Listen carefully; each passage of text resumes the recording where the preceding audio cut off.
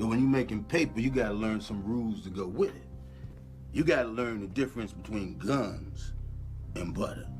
Now, what are the guns? The guns, that's the real estate. The stocks and bonds. Artwork, you know, shit that appreciates with value. What's the butter? Cars, clothes, jewelry, all that other bullshit that don't mean shit after you buy it. What's going on, everybody? It's your main man back on the scene with another video. New to the channel, please like, subscribe, share to help the channel grow. It will be greatly appreciated.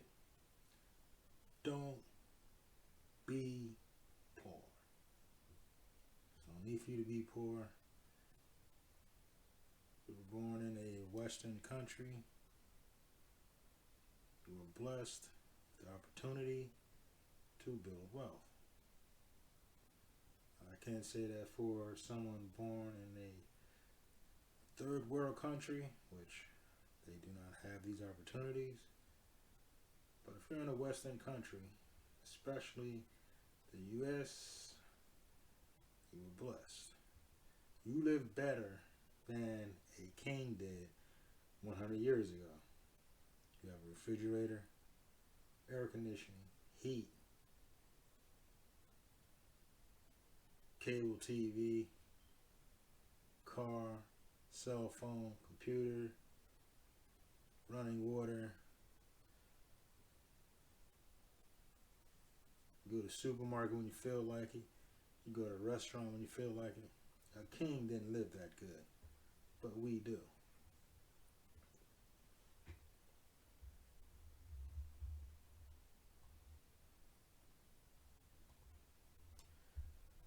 Work on yourself first. Spend time on yourself. Invest in yourself. Build knowledge. If you're in shape, stay in shape. If you're not in shape, get in shape. Get yourself some hobbies. Things that keep yourself entertained. Things you like to do.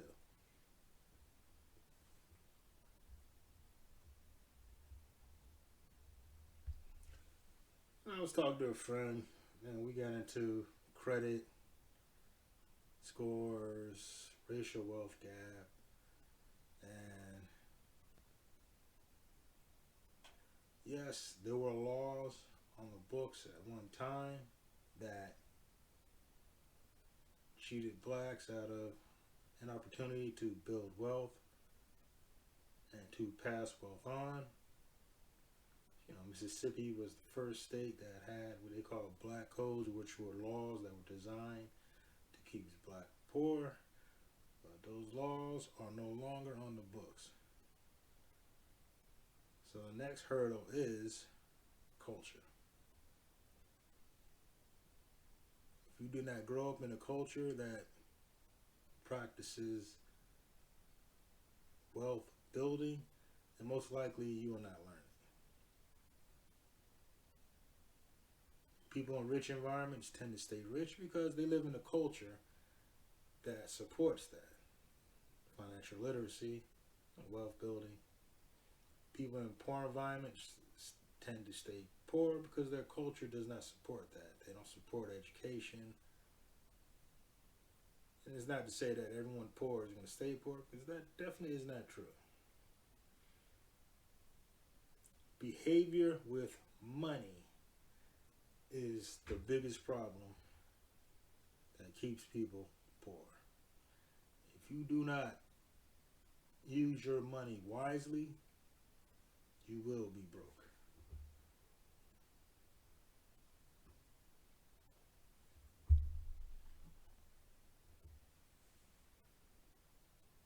That's invest money, save money, not going out to eat all the time. Maybe take your lunch to work.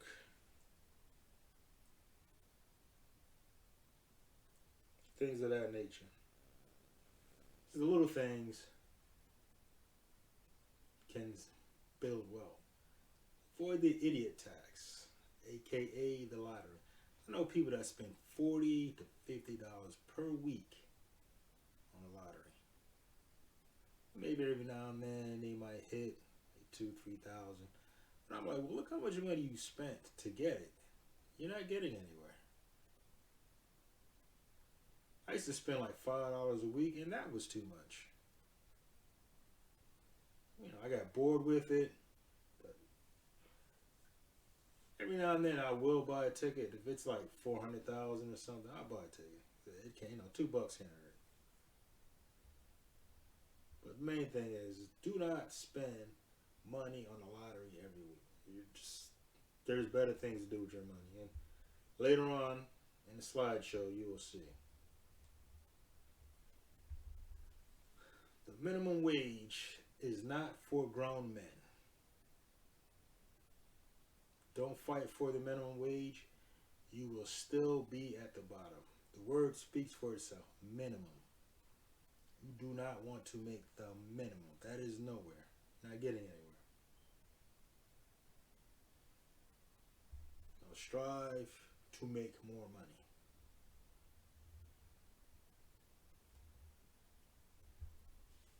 This is the biggest waste of money. Women. Chase money, not women. And I don't mean, run yourself ragged trying to make money, but do not devote a lot of time into chasing women. Going to the club. There's a bar that I like to go to, and I don't go very often, but they'll charge the dudes to get in, but the women get in for free. And the exact opposite would not work for obvious reasons. I'm not going to go somewhere and there's more dudes than chicks. Be up in there sword fighting and all that. Nah. I don't play that. But in my younger years, I wasted a lot of money chasing chicks, going to the club, mainly going to the cities. That's toll money to get in, and then the price of the drinks are high. It's just a waste of money. Devote more time. That's devoting time in yourself is investing, invest in yourself. Learn something that pays good money. Back in 2003, I was making $13 an hour. And I could keep a roof over my head. I wasn't in danger of being homeless or anything. But I wasn't really living. And what made me have an epiphany, I believe it was a Sugar Shane, Winky Wright fight in Las Vegas. And some of my friends were going, and I couldn't afford to go. So that really, it got to me. I was like, yeah, I got to do something else, man. I got to step my game up. I'm not living. So I got me a Sunday paper, and I was looking at jobs. I was paying, $60,000, $70,000, $80,000, $100,000. There was a lot of computer jobs, and I like computers, so I was like, let me learn that, and I'm doing something I like to do, and I'm making good money. So I went back to school, and a little side note, something that's sad, is the lady I was dealing with, I'll say the broad I was dealing with at that time, she was like, you going back to school? You're going to be 40 years old when you get out of school. I'm like, well, I'm going to be 40 years old anyway. Might as well be 40 years old making more money than be 40 years old and broke. So, study job trends. Look where the market is going. Because it's telegraphed ahead of time. You just have to study it. Don't go to school for something simply for the fact that you like it. Make sure that what you're going to school for pays good money. Or just get a trade. Is a lot less money, and there are things that they're not going away anytime soon, and there's a need for it. Now, another avenue you can choose is to start a business. Fastest way to growing wealth is to own a business. make sure that you always have more than one source of income. Like they say, have multiple streams of income. And I found that out the hard way. It's like back in 2008, I got laid off, and I was living off unemployment, and it wasn't a good feeling because it felt like I had to wait for another man to tell me that I could make money. And that was not a good feeling. So I started studying how to get rich at that time. And that's something I kept seeing was have multiple streams of income, which is good. So that way you're not at the mercy of one of your streams. Let's say if you have 5 streams of income, one of them dries up, you still have 4 streams of income to hold the fort down. So that's a good philosophy to follow. This gentleman on the screen, Earl Crawley. Invest your money.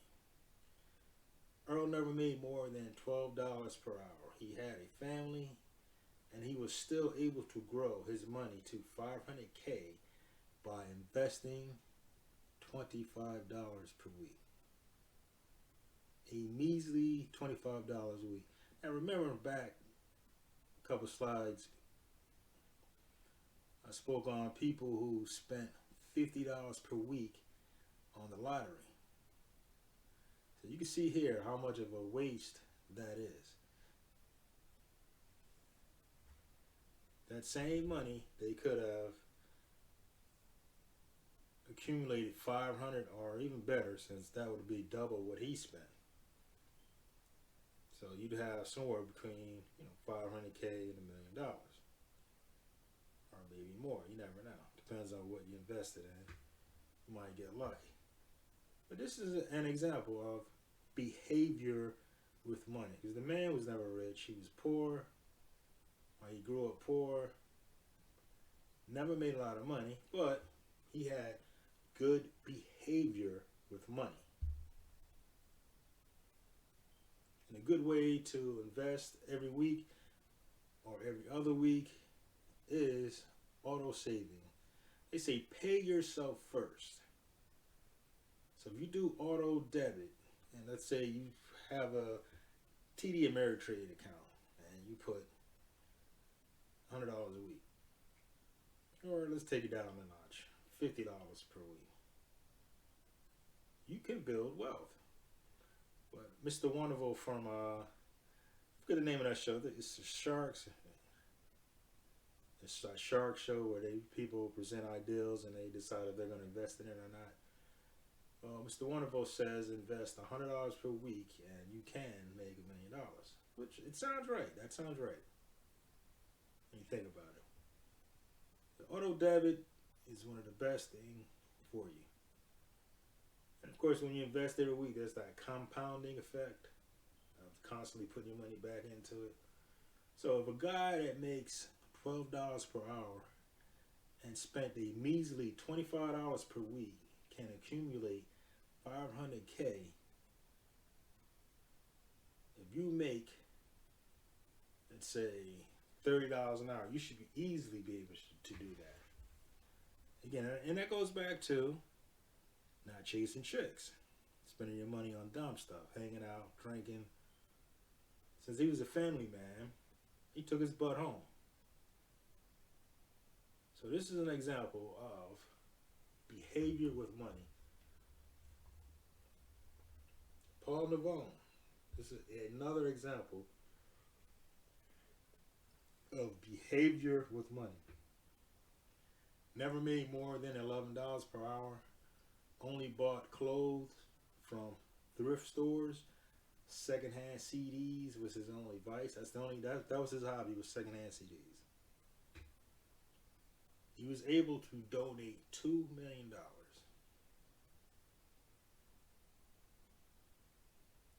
And I'm going to link both of these guys' stories in the description box so you can go watch the videos or read the articles on your own and see how they did it. But again, behavior with money is the majority of the people's problem. You spend money on stupid stuff. I was looking at a show. It was a young kid. He made $10 an hour, and well, he got discriminated against at one of these stores. I don't know, one of these department stores. I don't know if it was Macy's or whatever. I'm not sure. And I think they thought he was stealing it or something. And I was thinking, like, bro, you make $10 an hour. You have no business spending $400 on a belt. I made $10 an hour, and after taxes, I brought home $315 per week.